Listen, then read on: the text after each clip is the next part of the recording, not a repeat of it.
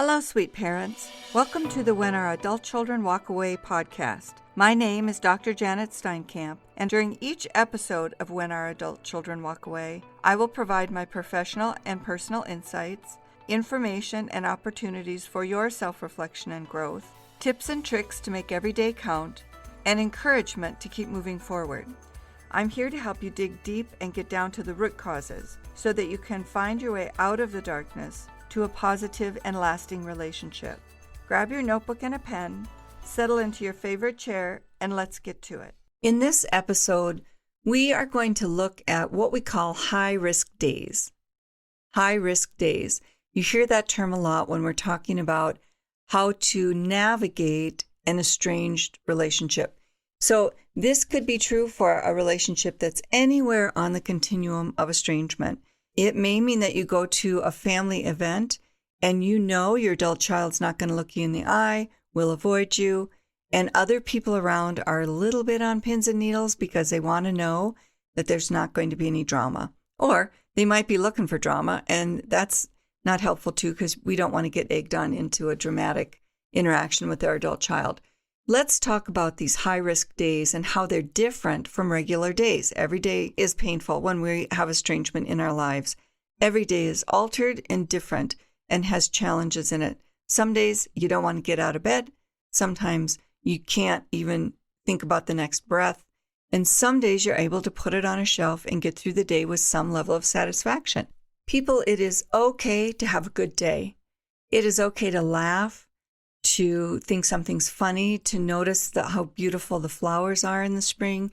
It is okay to feel okay. I know the struggle between the hurt and the pain and the loss and the confusion and letting yourself have a moment of pleasure, happiness, finding something funny.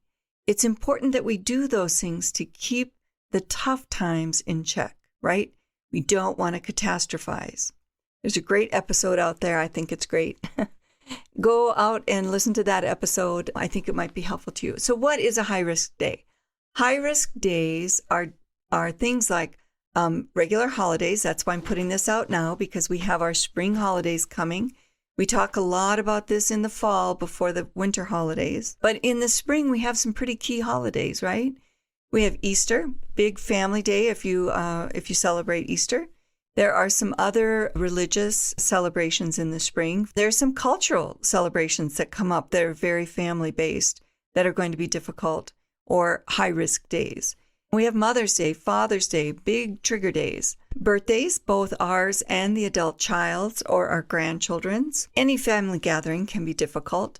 A funeral, a wedding, a baptism, a retirement. Anytime the family comes together, friends and family, it can be a high-risk day, especially when they are public family celebrations. So friends or acquaintances or other people's friends are also present. Times of major life transitions. Like I said, retirement. Maybe somebody's going out to college. Somebody's going on mission. Maybe somebody is going to travel the world with some kind of a social services group. They might be quiet days of reflection. They might be days when it's a sober moment, not a group necessarily, but a sober moment in your life. Maybe it's the anniversary of the death of one of your parents, or the anniversary of a divorce, or the death of a loved one. These quiet days of reflection and remembrance can be really high-risk days. These days are considered high risk because they trigger deeper grief. They trigger our grief and accentuate the longing for our missing adult child. And again, anywhere on the continuum of estrangement, anywhere. Once the relationship is changed, our adult children start to pull away. They start to become angry at us. The patterns and celebrations and rituals change. There is grief and loss in that. And so these times can be, usually are, high risk. They're high risk because we get triggered and we are more vulnerable to reacting instead of responding. We are at greater risk for not using our new learned behaviors and our new self-reflection. We resort to or defer to old behavioral patterns, the patterns that our adult children have complained about, pointed out to us, they've been hurt by. And so we need to keep those at the forefront, especially on high-risk days. We consider days to be high risk when they highlight the exclusion or the isolation we feel from the rest of our family and friends, our workplace, the world. So many people out there think that they are the only person with an estranged child. Do you know there's well over 68 million people just in this country experiencing some degree of estrangement? 68 million.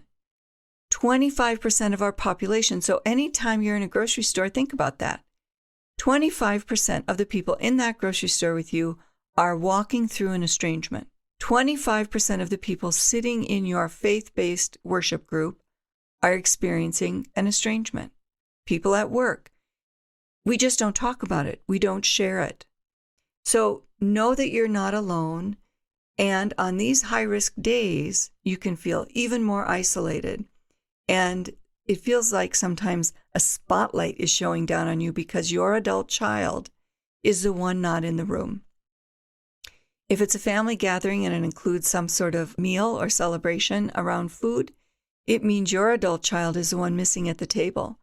Or your adult child is at the table but not speaking to you, and everyone else in that room is probably aware. Even if you think they aren't, they probably know. And so you feel like the glare is just blinding, and you don't need to, because there are other people sitting in that room that are either 1 or 2 degrees away from an estrangement. So take consolation in knowing you're not alone. However, this creates high-risk moments and high-risk days. So I'm going to do a series of podcast episodes on how to deal with these high-risk days. There will be topics such as how to respond to people that you don't know well, but are in these events who ask about your adult children. How do you respond to them? What is an appropriate and honest, because we want to feel honest, so we're not hiding secrets in dark places. How do we respond in a way that's appropriate and honest and doesn't make us any more vulnerable to judgment or the chatter? How do we respond when it's a family member who asks? When it's somebody who's genuinely involved in and impacted by the estrangement, how do we respond to that? How do we say no to a major event if we just feel like it's too high risk and we can't handle it right now? How do we say no in a way that's diplomatic, appropriate, and doesn't put weight on other people?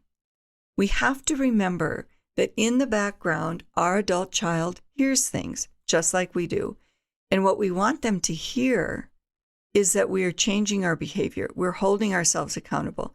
We are sorry for the things that we did that contributed to their hurt and their pain. And those whispers, I call them wisps of smoke, that get back to our adult children, start planting those seeds of trust.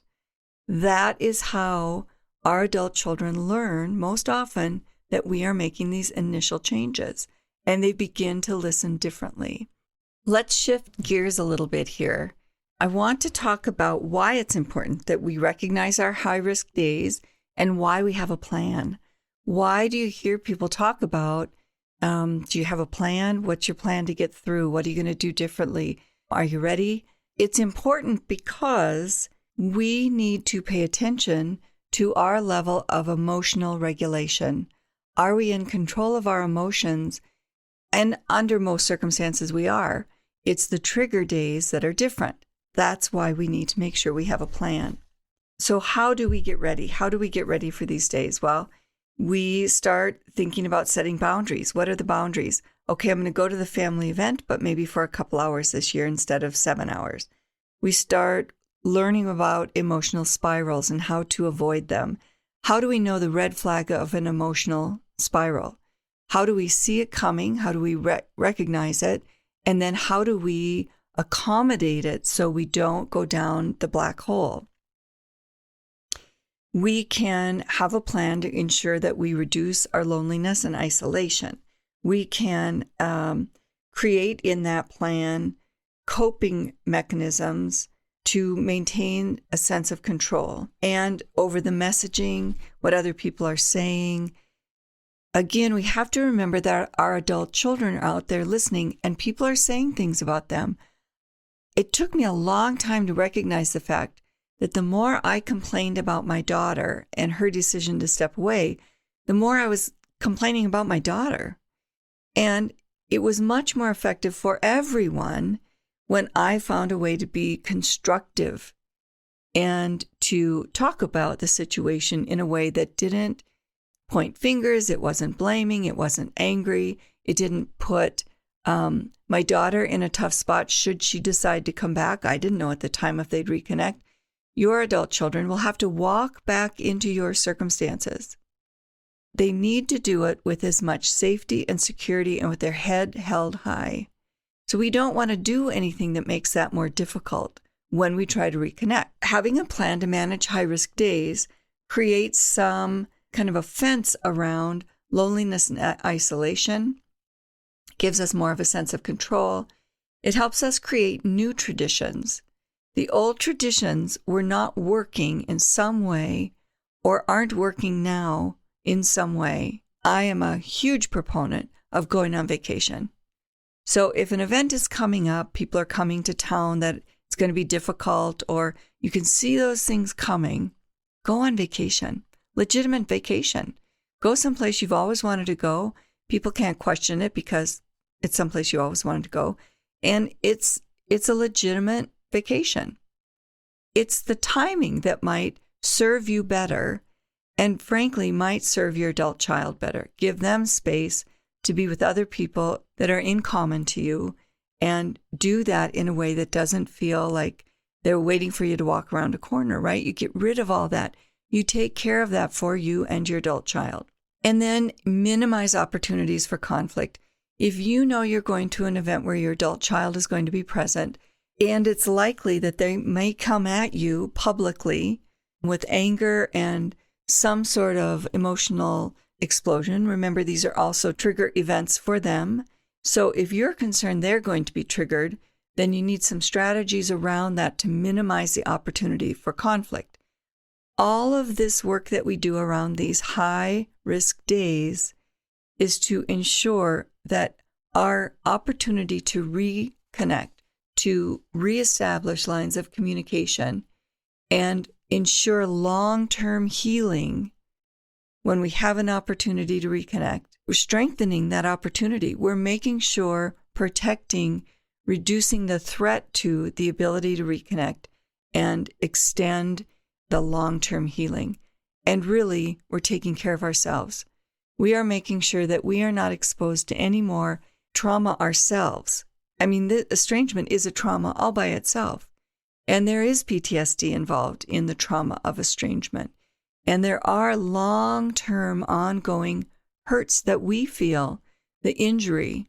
So we want to reduce that harm, and we want to strengthen ourselves and our reserves and ensure that there's less negative impact on our potential to reconnect and reestablish healthy, respectful communication for the long term. Okay, so watch for this series of podcast episodes on this topic. Some of them might sound redundant to you. My goal is to make each one a helpful podcast related to the topic of high-risk days. They'll be shorter, they'll be more topic specific, and I think they will be helpful to you. That's my goal. So please do listen in. I love when you come to these podcasts and leave me comments. Send me an email, janet@jesteinkamp.com. I want to hear your comments. I want to hear your questions. I want you to challenge me. I want you to question what I've said. And if you hear things that sound contradicting, point them out. That's how I learn and get better at what I do. And that's important for all of you. So we're all in this together. You are not alone. And I want you to be brave in all of this. Take this to heart. Make sure you find some joy in life. And I want you to find a way to have a good day on occasion. Put this on a shelf for a minute and enjoy your life. We each get one. And you get to choose how you live your life in this very difficult time. So thanks again for listening, and I'll look for you in one of our classes this spring. We're going to have ongoing classes depending on the topic and the interest that we hear from people. So take care, and I will look for you to tune into the next episode. Thanks so much.